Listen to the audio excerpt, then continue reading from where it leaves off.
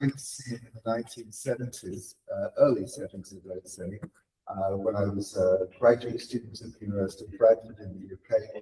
And he was extremely helpful to me as putting me on the right course to understand what the main issues were in computer graphics at that time, which is very different from what it is today, of course. And of several subsequent visits, I eventually ended up publishing 2 papers with Malcolm, and feel very proud that I was able to work with him. Ah, here we go.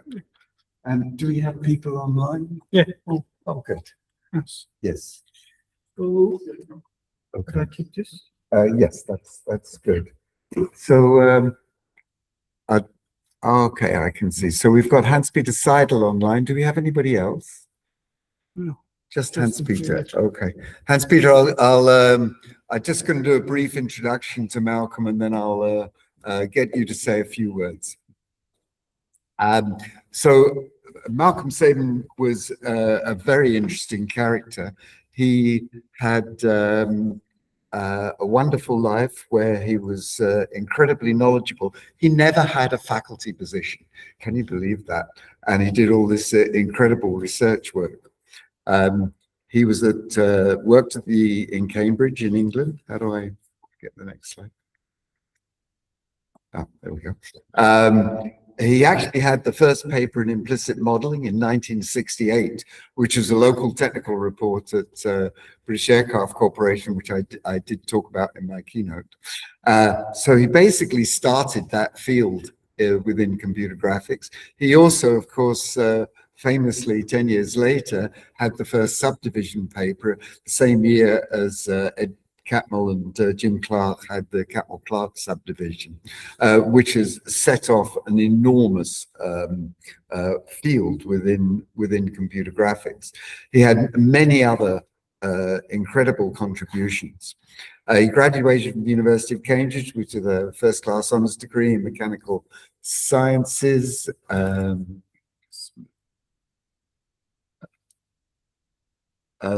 His professional career began with an apprenticeship at British Aircraft Corporation, hence that first implicit paper.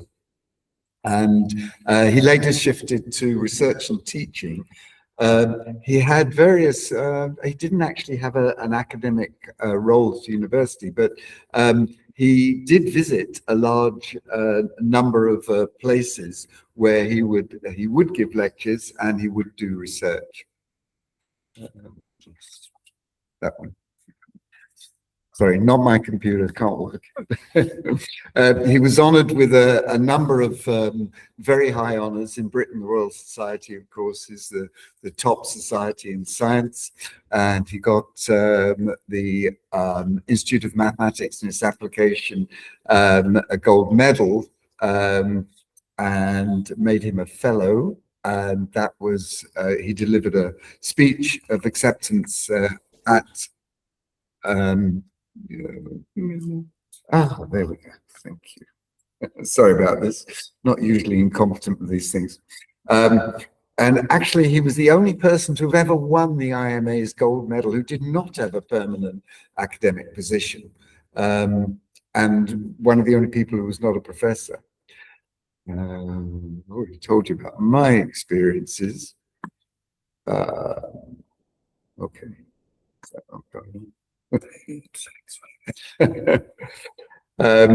Various people, and the first person I'm going to call up is, I believe somebody is here with Tamas Varady had a copy of his handwritten thesis, his handwritten PhD thesis.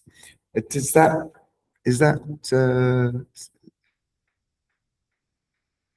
here? Yeah. Did you want to put it in front of the camera so at least Hans-Peter could see it? Okay, don't know what's going on there. There it is. Right. Okay, very good. So we can actually see his handwriting there. Very impressive.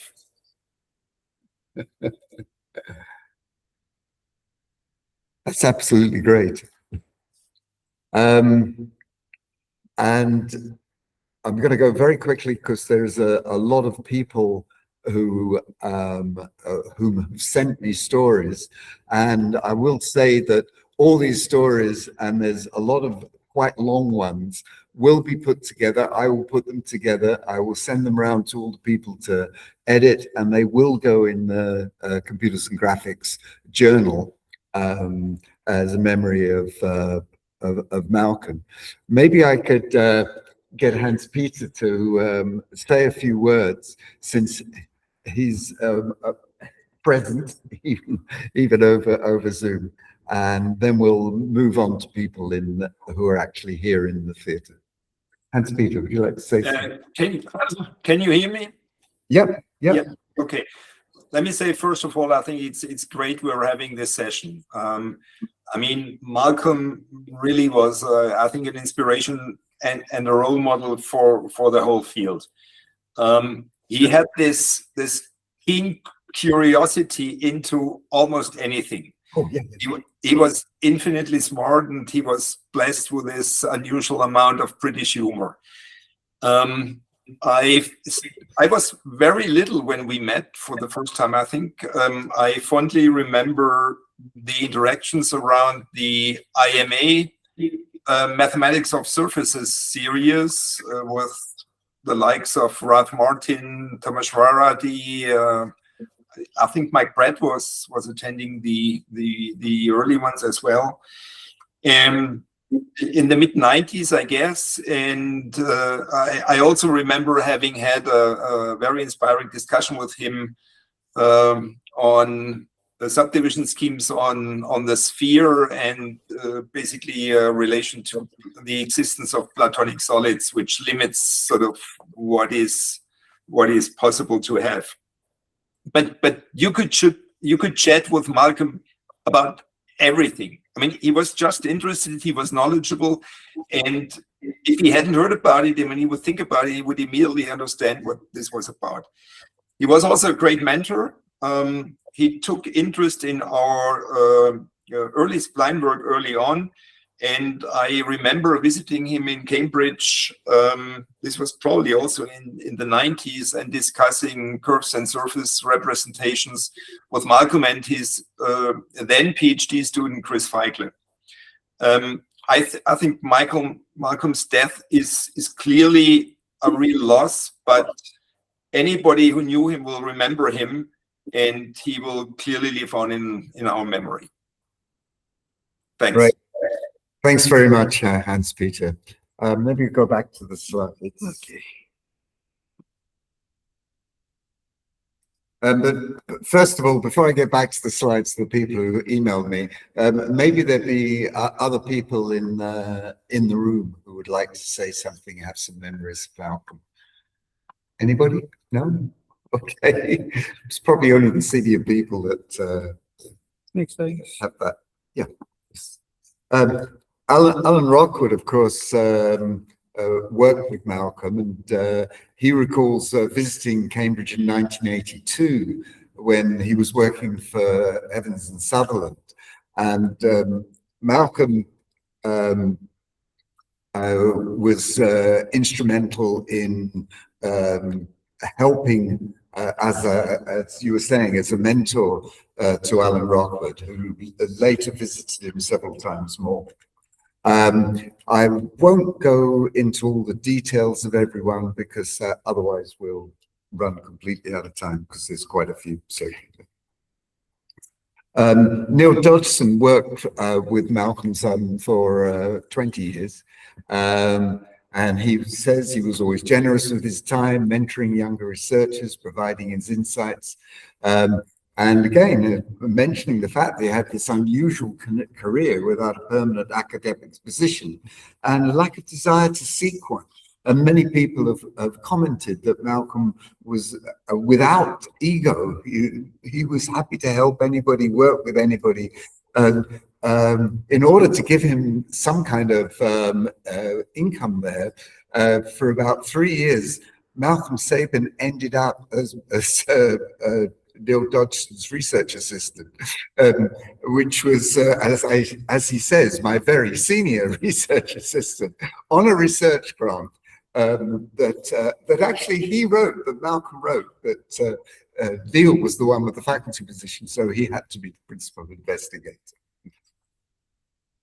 Tom Cashman, also from Cambridge, mentioned an incident. This picture is from the Royal Society when Malcolm was receiving his gold medal, and he mentioned that Malcolm was invited to speak at his old school, his old high school, but was wondering exactly what kind of talk to give. So Tom suggested that he give the same talk that he'd given at the Royal Society, which Malcolm actually was a little bit reticent on this because he wasn't sure it would fit the style of the meeting. So he started the talk by explaining that if people didn't like it, they should blame Tom, which I thought was quite an amusing incident. Of course, everybody loved his talks because they were great. Jarek Rosniak, who was online a little earlier, also mentioned in his acceptance speech for the Kunii Award that he'd worked on J-splines and had many talks with Malcolm, who suggested some very interesting variations to what he was doing. Lloyd Bart, who was Malcolm Sabin's postdoc in Cambridge, and he describes as an amazing person. His years spent with him in Cambridge was unbelievable. Malcolm's an incredible mentor, very positive, very curious, never judging, always with new ideas and directions of research to investigate, always taking people as they are. Had a huge impact on my career, my way of tackling research. Malcolm was friendly, doing research in depth with the eyes of a kid, enthusiasm, amusing, curious, celebrating discovery of new knowledge of the way of solving complicated problems. He also sent me some technical stuff, which will be great to publish in computers and graphics. I should also explain that Lloyd was also my postdoc after that, hence the fact that we managed to get a couple of papers out, which included Malcolm, who always came up with the most incredible suggestions. And it was a case of, why didn't I think of that? That happened a couple of times. Ursula Augsdorfer, who's now in Graz, she did a PhD with Malcolm. I'm not quite sure how it was with Cambridge that Malcolm could supervise PhD students without actually having a faculty position, but he did.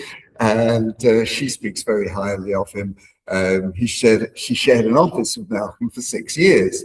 And people will speak about his remarkable scientific achievements, of which there are plenty. And she shared a couple of memories, but I'm not going to go through them all. Except let's just give this one little one. He only came into the office about once a week. He would arrive having spent his bus journey from Ely, which is a neighboring town to Cambridge, thinking about some problem. He'd walk in and say something like, "I'm just an engineer," which was always an amusing understatement. But he thought of something on the bus and have a hunch this might work, and then jump on the whiteboard and just covered it in equations that he dreamt up on the bus.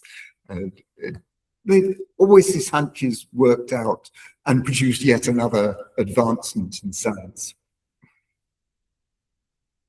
Just that. Oh, yeah. This is the last one. Yes. Oh. Just under. Oh, well, in that case, we can keep time very easily. I should have maybe gone into a few more details. Anyway, as I say, I have these memories. I think there were a few more that somehow didn't make it to my slide, and I apologize to those people who sent anything in. It's been a pretty busy day. But I will make sure that these are put together. And what I intend to do is to send them to interested parties. My summary of Malcolm's career and influence on many researchers, and get as many people as I can to contribute to it. And I'm happy for others to edit the words that I've put there for him. Hans-Peter, do you have any last words? I think these statements, I mean, they capture Malcolm so well. I think it was Lloyd Bart, this childish curiosity of everything. I mean, this is how I remember him as well. Well done. Thanks much. Yeah. Well, thanks everybody for attending the session. If anybody has anything to contribute in the future, please let me know, and I will be putting something together for computers and graphics. And thank you, Hans-Peter, for calling in. Right. Also, I think that right, and then we go to this section about Malcolm. Then we have a meeting that point. Just send it. Any picture, any photograph, anything. You can include this stuff, because Brian said how much I support photographs. Don't recommend it. Constant photograph. Anything can work very nicely. That makes sense. And then please give me the information section I don't use it. And try to very nice part. Like in the same interview, like we will have other important figure people think together. So you could be around, but the model section will be memorial. That makes sense. Yes, thanks, good. So I think that brings us to the next session.